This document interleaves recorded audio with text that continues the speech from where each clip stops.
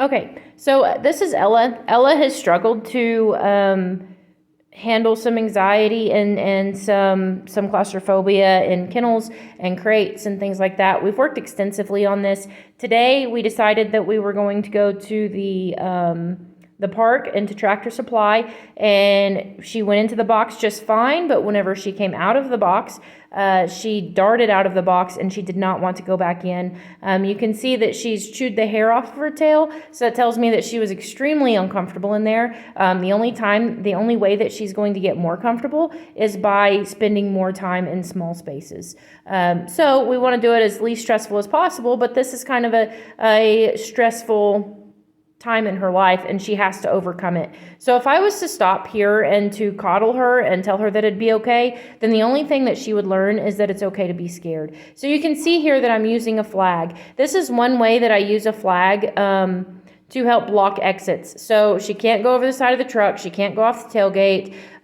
There's only one spot where she's going to be comfortable, and that's going to be in the box. So you see that I'm whipping the flag up and down. It's making a lot of noise. It's making her uncomfortable. She definitely is not enjoying this. You see I'm bumping her with my legs, and I'm not letting her lean on me. I'm not giving her any condolences. Her only choice is to go into the box. So you see here that I'm whipping that flag up and down really fast, but I never touch her with a flag. She's never been whipped with a flag. I've never done that. So the only thing that she is uncomfortable with is the sounds that the flag is making. Also, it takes a little bit of that pressure off of me. So she's having a lot of pressure put on her, but it's not 100% coming from me. It's coming from the flag. So you see that she finally goes in there.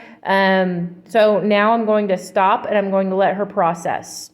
So she's going to think and she's going to breathe. She's going to chill out while she's in the box. And here in just a minute, I'm going to get her out and I'm going to do it again. But I'm going to give her that second to rest. So now she should know that that box is where she needs to go if she wants to rest. Okay, so we're going to go at it again.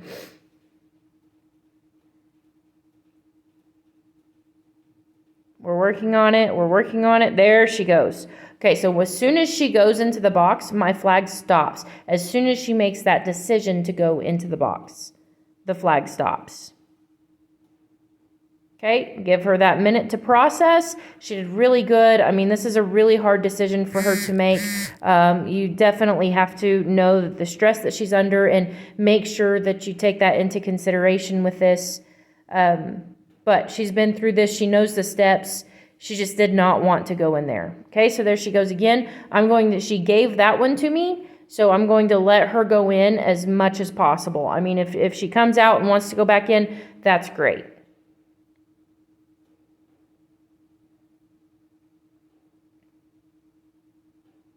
Okay, so we're going to do it again. This time I don't have to use the flag near as much. You see me, she's really thinking about coming towards me, and I'm just blocking myself and saying that's not the way. You see me kind of move around a little bit, and that's just to kind of open her up and get her body position right. Whenever she's right next to the box, it's harder for her to lower her head and go in. But if she has a little bit of room from if you pull her a foot away from the box and then show it to her, she can duck her head and go right in like what she did that time. And I let go of my leash that time because her leg was over it. And I don't want to hinder her movement or her decision to go in the box. So if she goes, then I'm going to let her go. There she goes again. Okay, so she's thinking, she's processing. I'm going to close the door here. You can tell how much progress we've made just simply because she doesn't dart out. For the first several days, whenever we worked on this, as soon as I'd get her in, she'd come right back out. So this shows quite a bit of process or quite a bit of progress in her mental processes.